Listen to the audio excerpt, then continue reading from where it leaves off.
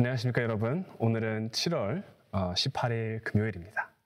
우리 다 같이 기도로 시작하도록 하겠습니다. 하나님 감사합니다. 우리를 다시 한번 이렇게 예배 자리로 모이게 해주셔서 하나님 오늘부터 우리가 에스겔 선지자 에스겔의 말씀을 읽고 또 하나님께서 우리에게 에스겔 선지자를 통한 어떠한 말씀을 주셨는지를 곰곰이 생각하고 묵상하며 우리 마음속에 담으려 합니다. 하나님께서 주신 말씀을 우리가 우리 마음속에 담을 때에 하나님 성령의 은혜가 함께하길 기도합니다. 우리가 단순히 읽고 정말 신기하구나, 재밌다거나 아니면 심심하다거나 지루하다거나 이러한 생각보다도 하나님은 이러하신 분이시구나. 하나님은 나를 이렇게 사랑해 주시는 분이구나. 오늘 하루도 이렇게 하나님께서 주신 말씀으로 살아야 되겠다라는 그러한 마음이 있기를 기도합니다. 하나님, 어떠한 분들은 지금 집에서 TV를 틀어놓고 이렇게 보시는 분들도 계실 테고요. 어떠한 분들은 셀폰을 통해서 유튜브 영상을 통해서 보시는 분들도 있으실 테고 또 어떠한 분들은 이렇게 그냥 귀에 이어폰을 꽂고 들으시는 분들도 계실 것 같습니다. 우리가 어디에 있든지 언제든지 어떤 방식으로 하나님께 나아갈 때도 하나님, 우리의 마음은 하나님을 예배하는 그런 마음을 주시옵소서.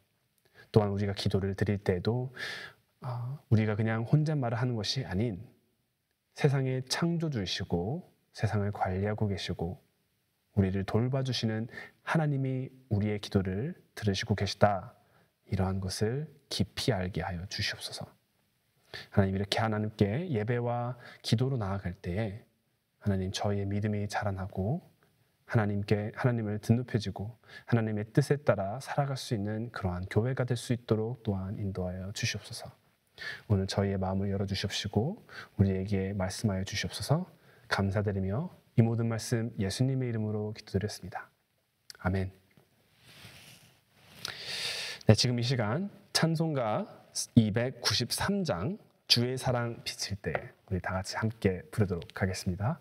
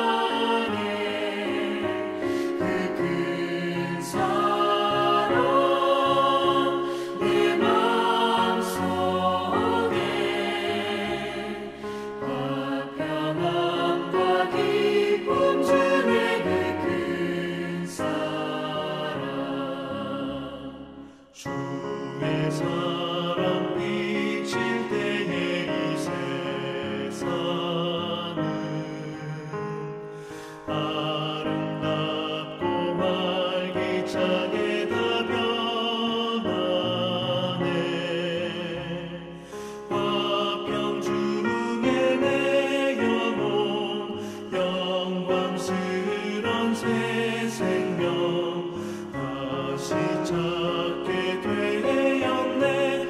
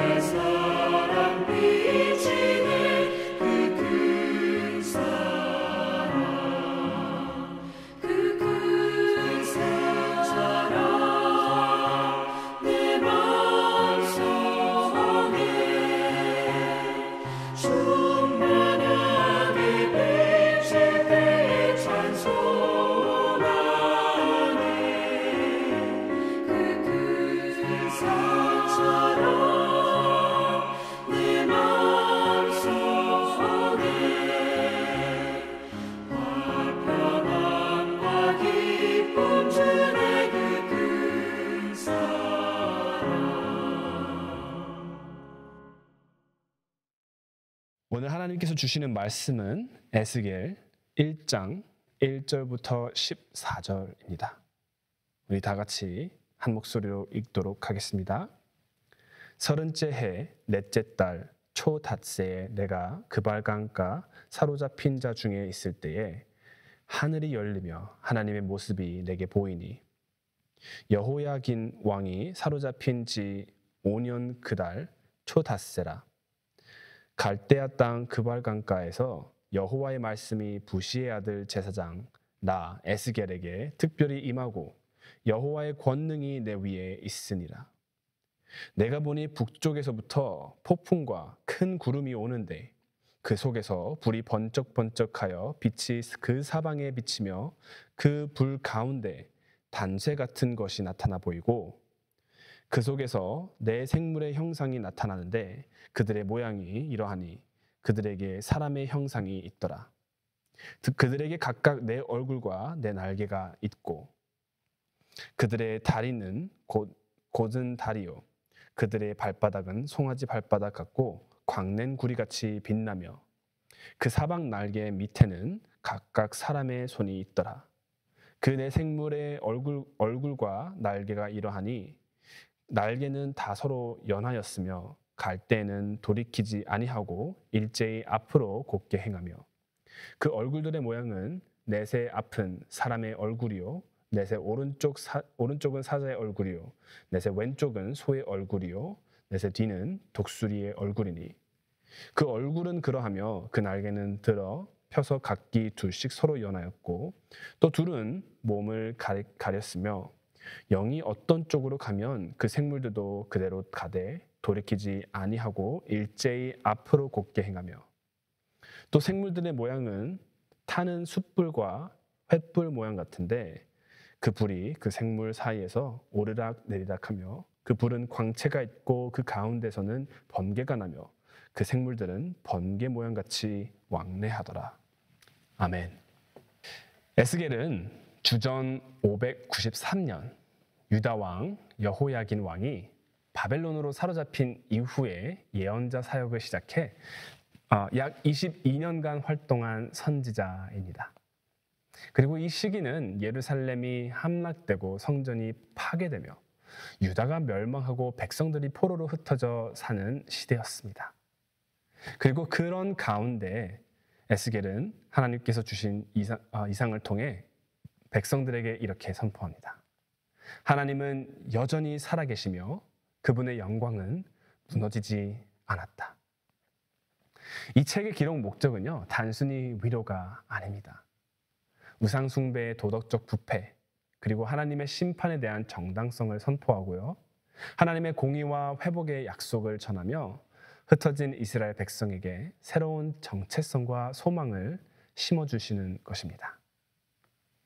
자, 오늘 본문은요, 에스겔이 처음으로 하나님께 이러한 비전을 보는 장면입니다. 이 장면은 구약 전체에서도 좀 뭔가 독특하고 신비한 장면 중 하나로 꼽히는 것 같습니다.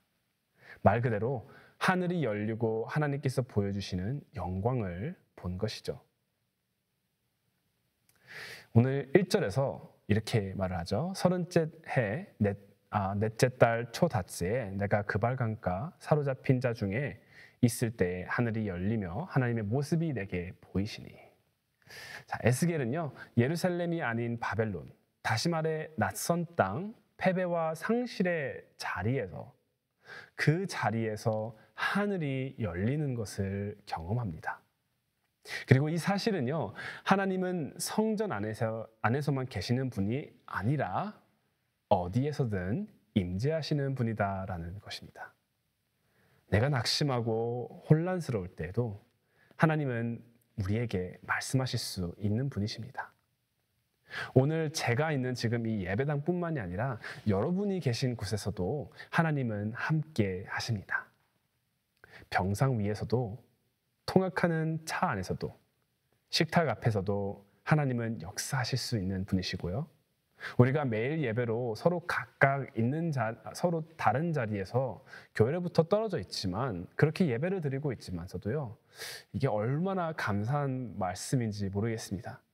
바로 여러분이 계신 곳에서도 하나님께서 계신다라는 것입니다. 그리고 오늘 본문에서 에스겔이 본 환상은요, 사람의 언어로 다 표현할 수 없을 만큼 왠지 좀 강력하고 신비한 장면인 것 같습니다. 거대한 바람이 몰아치고 북쪽에서부터 또 구름이 몰려옵니다. 그 구름은 불이 타오르고 주변엔 광채가 둘러싸여 있습니다. 그리고 그 가운데는 불처럼 빛나는 것, 마치 단단한 광석 같은 모습이 있다라고 하죠. 그리고 또 그 안에서는 네 생물이 나옵니다. 각각 네 얼굴, 네 날개를 가진 이 생물들은요, 스핑크스나 신화 속 존재와도 비교할 수 없을 만큼 신성하고 낯선 존재들인 것 같습니다. 그리고 그들 사이로 불이 오르락내리락하고 번개가 번쩍이며 신속하게 움직인다라고 나오고 있죠. 눈을 감고 한번 상상해 보시길 바랍니다. 어떻게 보면 이 환상은 조금 많이 두렵고 장엄합니다. 보는 것만으로도 감히 가까이 갈 수 없을 정도로 왠지 압도적이기도 하죠. 마치 하나님이 나는 무서운 하나님, 심판하시는 하나님이라고 선포하시는 것 같아 보이는 것 같습니다.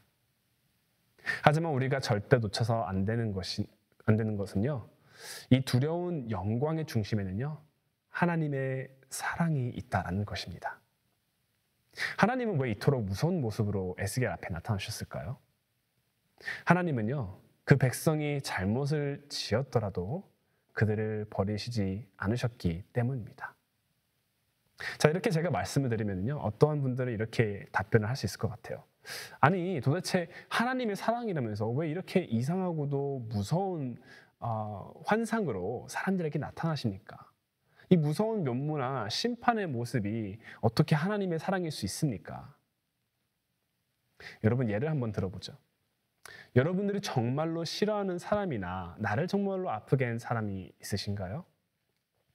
누군가 여러분을 정말로 골때리게 한다거나 여러분에게 정말로 참을 수 없는 상처를 낸다면은 여러분은 어떻게 하시겠습니까? 어떤 분들은 막 화가 올라와서 화를 버럭 낼 수도 있겠지만, 앞으로는 길게 본다면요, 저를 배신했다거나 나를 상처 입힌 사람은 그냥 상종하기조차 싫죠. 얼굴부터조차 보기 싫고, 정말로 내가 누군가를 싫어한다면요, 그 사람은 내 삶에서 아예 지워버리게 됩니다. 그러나 아이를 사랑하는 부모님들은 어찌하죠? 저는 자녀가 없지만 제가 듣기로는요, 정말로 내 맘대로 되지 않고 힘든 게 아이를 키우는 거라, 육아다라고 말씀하십니다. 그렇지만 그 어느 부모님들이 아이를 그냥 버려버리고 내 삶에서 지워버리고 살겠습니까? 사랑하는 부모님들은요, 아이가 잘못을 했으면 오히려 아이를 계속해서 따라다니면서 꾸짖고 올바른 길로 인도를 하고, 또 그럼에도 불구하고 나는 너를 사랑한다라고 이렇게 안아주기도 하죠. 부모님들은요, 그리고 진정으로 누군가를 사랑하는 사람들은요, 누군가 그 사람이 잘못을 했더라도 잘못을 오히려 이야기하고 보살피고 포기하지 않는다라는 것입니다. 그렇게 봤었을 때 하나님께서 이렇게 무서운 면모로 보이신다라는 것은요, 첫째로 일단 하나님께서 우리의 죄를 절대로 그냥 두지 않는다라는 것이 첫 번째 이유고요. 두 번째로는 우리를 그래도 이만큼 사랑한다라는 것입니다. 우리를 포기하지 않았다라는 것입니다. 비록 유다의 백성들은 포로로 잡혀가고 예루살렘은 무너지고 성전은 파괴되었지만 하나님은 여전히 그들을 돌보시며 말씀하십니다. 에스겔에게 환상을 보여주신 것은요, 단순히 놀라운 경험을 주시기 위한 것이 아니고 그 환상은 하나님이 여전히 그 백성과 함께 하시며 회복을 약속해 주시는 그런 메시지를 주기 위해 직접 찾아오셨다라는 증거입니다. 그리고 생명의 삶 영어 주석가는 이렇게 말을 합니다. 하나님의 두려운 임재는 그분의 백성을 향한 사랑의 신호입니다. 하나님은 그들을 심판하시되 버리지도 않으시며 그 심판 안에서도 돌보십니다. 이 환상은 하나님의 백성이 얼마나 무겁고 거룩한 존재의 사랑을 받고 있는지를 보여줍니다. 이게 얼마나 놀라운 말씀입니까? 하나님의 임재는요, 단순히 우리를 겁주기 위해 있는 것이 아닙니다. 그 두려운 불꽃과 천사들의 모습은요, 하나님께서 얼마나 위대한 분이신지, 그리고 또 두 번째로 그 위대하신 분이 우리를 얼마나 사랑하신지를 보여주는 장면입니다. 그렇게 우리는 그분의 은혜와 사랑을 절대 당연시 여기지 말아야 합니다. 이 환상은요, 오늘날 우리에게도 또 경고하기도 합니다. 하나님의 임재는 가볍게 다뤄질 수 있는 것이 아닙니다. 우리가 매 주일마다 예배로 이 교회로 와서 하나님께 예배를 드리지만 몇몇 분들은 그저 가볍게 교회를 왔다 갔다 하시는 분들도 있으실 테죠. 몇몇 분들은 예배의 중요성을 중요하게 생각하지만 대통령을 만나는 것과 같이 중요하게 여기지는 않는 것 같습니다. 대통령을 만나러 간다면은 내가 그 대통령을 좋아하든 싫어하든 그 대통령과 동의하든 안 동의하든 그 대통령이 나를 불렀다라고 한다면은 그분을 그 직분을 존중한다고 하면은 절대로 약속을 가볍게 여기지 않고 옷을 단정하게 입고 제 시간에 와서 그 대통령을 만나겠죠. 하나님의 임재 또한 같은 것입니다. 오히려 더 대단하죠. 하나님인데 우리가 하나님께 예배를 갈 때에도 그런 경건한 마음으로 갈 수 있기를 기도합니다. 또한 그 하나님의 말씀을 무시되어서는 안 된다라는 것입니다. 하나님의 임재가 얼마나 무겁고 정말로 존귀하신 분이신 줄 알게 된다면요, 우리들의 말씀에 대한 태도 또한 바뀌게 되겠죠. 또한 하나님의 사랑 또한 값싼 은혜가 아니라는 것을 우리는 알게 될 것입니다. 그토록 정말로 귀하고 무섭고 두렵고 굉장한 분이 나를 사랑하신다. 그리고 나를 너무나 사랑해서 아들을 이 세상에 보내셔서 죽게 하셔서 우리를 구원해 주시고 사랑해 주셨다. 이것을요, 제가 정말로 몇 시간을 조금 붙들고 묵상했는지 모릅니다. 계속해서 묵상해보고 생각해보고 상상해보고 정말로 무거운 사랑인데 여러분은 어떠하십니까? 하나님의 거룩한 사랑으로 우리를 부르십니다. 그리고 지금도 우리에게 말씀하십니다. 우리가 돌이키고 하나님을 듣기만 한다면요, 그 거룩한 불꽃 가운데서도 하나님은 자비를 베푸시는 분이십니다. 사랑하는 우리 성도 여러분, 에스겔이 본 환상은요, 단지 와 대단하다 하고 놀라고 끝낼 장면이 아닙니다. 그 장엄하고 무서운 환상 속에서는요, 하나님이 우리에게 주시는 중요한 메시지가 담겨 있다는 것입니다. 첫 번째로 하나님은 지금도 우리 가운데에 계십니다. 에스겔이 환상을 본 곳은요, 예루살렘 성전이 아닌 바벨론의 강가였습니다.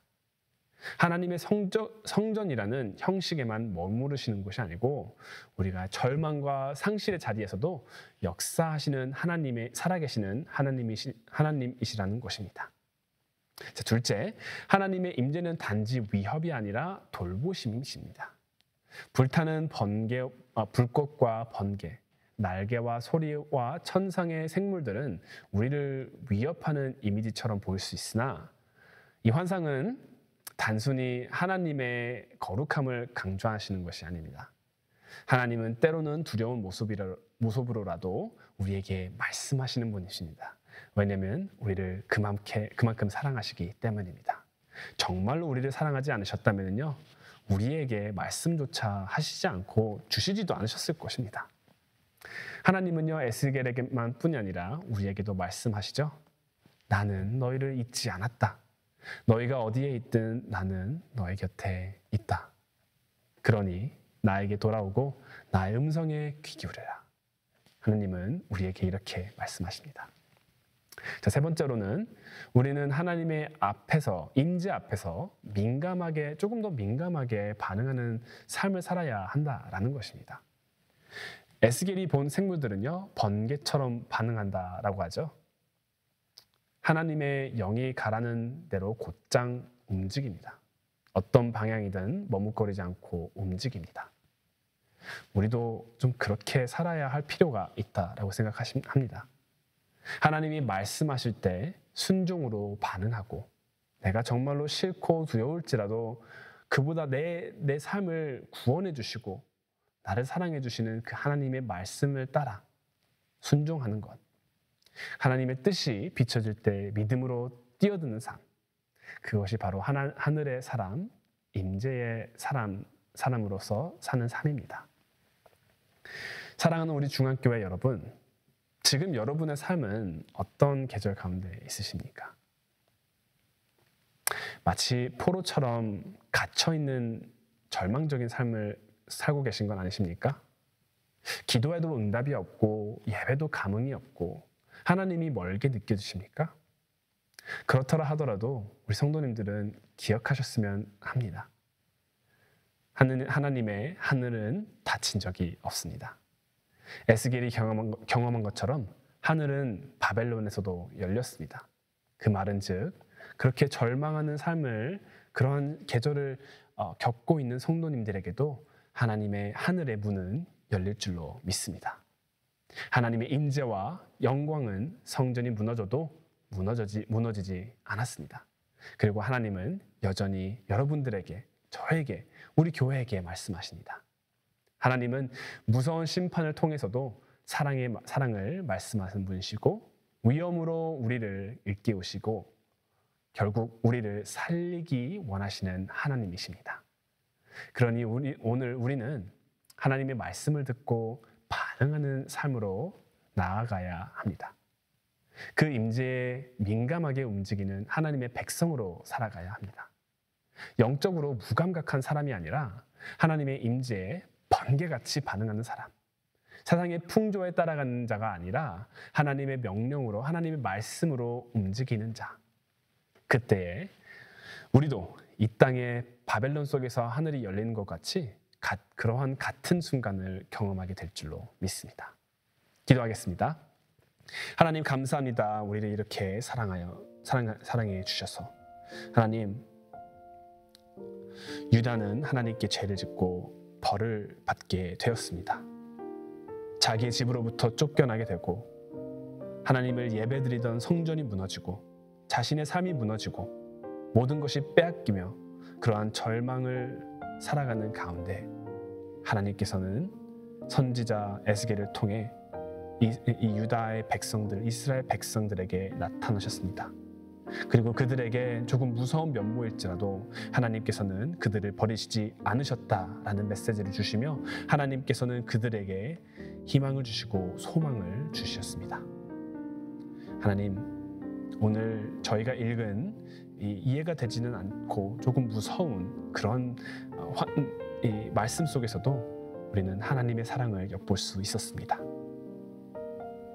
하나님, 누가 우리를 사랑하는지를 깊이 깨닫게 하여 주시옵소서.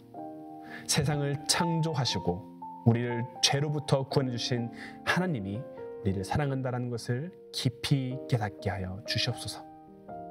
그러한 굉장한 하나님이 우리를 사랑한다는 것을 사랑하는 것을 깨닫고 하나님의 백성된 자로서, 하나님의 자녀된 자로서 번개같이 하나님의 말씀에 반응할 수 있는, 하나님의 임재에 민감하게 반응할 수 있는, 하나님의 예배에 경건하게 그리고 존중함으로 나아갈 수 있는 그러한 하나님의 백성이 될 수 있도록, 교회가 될 수 있도록 인도하여 주시옵소서. 하나님, 지금 이 순간 절망적이고 힘든 삶을 사는 성도님들이 계시다고 한다면은 하나님, 그들에게도 하나님의 소망과 하나님의 사랑이 깊이 전해지길 기도합니다. 또 하나님, 몸과 마음이 아프신 분들이 계신다고 한다면은 하나님의 회복의 손길이 또한 그들과 함께하여 주시옵소서. 그러므로 인해서 하나님의 사랑이, 하나님의 능력이 그들에게도 깊이 깨닫게 되어져 다른 사람들에게, 다른 교인들에게, 그리고 이웃들에게도 하나님의 사랑, 복음, 능력이 기쁘게 증거가 되는 그런 삶이 될 수 있도록 또한 인도하여 주시옵소서. 우리 지금 남은 2025년 하나님의 복음을 전할 수 있는 성숙한 교회가 되게 하여 주시옵시고, 또 하나님의 말씀에 따라 하나님의 순종하는 그러한 하나님의 기쁘게 하는 자들이 될 수 있도록 또한 인도하여 주시옵소서. 감사드리며 이 모든 말씀 예수님의 이름으로 기도드렸습니다. 아멘.